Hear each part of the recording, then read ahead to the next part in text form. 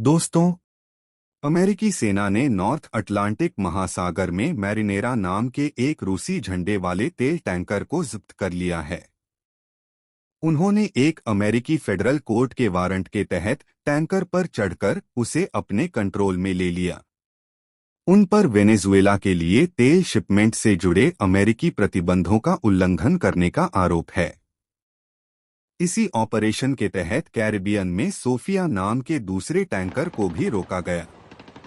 इसके जवाब में रूस ने कड़ा डिप्लोमेटिक विरोध जताया है। रूस ने इसे गैरकानूनी और अवैध बताया है।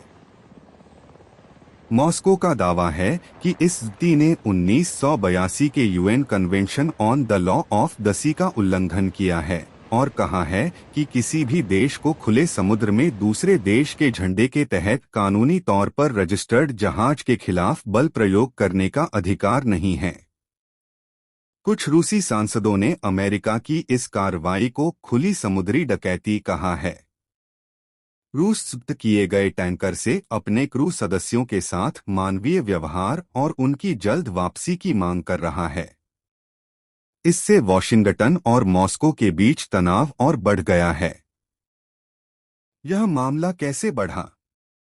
कुछ न्यूज एजेंसियों ने रिपोर्ट किया है कि अमेरिकी सेना 2 हफ्तों से ज्यादा समय से इस टैंकर का पीछा कर रही थी, जब वेनेजुएला के पास पहले बोर्डिंग की कोशिश नाकाम हो गई थी।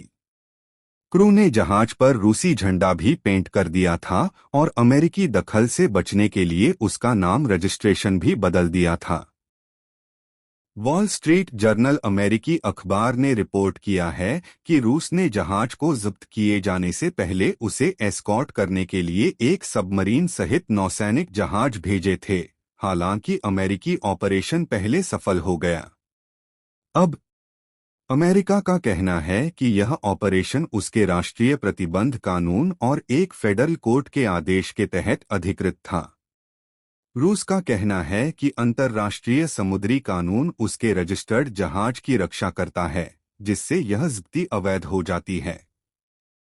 यह सब बड़े तनाव के बीच हो रहा है, जिसमें वेनेजुएला के तेल निर्यात पर अमेरिकी दबाव और वेनेजुएला के राष्ट्रपति को हाल ही में अमेरिका द्वारा पकड़ना शामिल है, जिससे मॉस्को पहले ही नाराज है।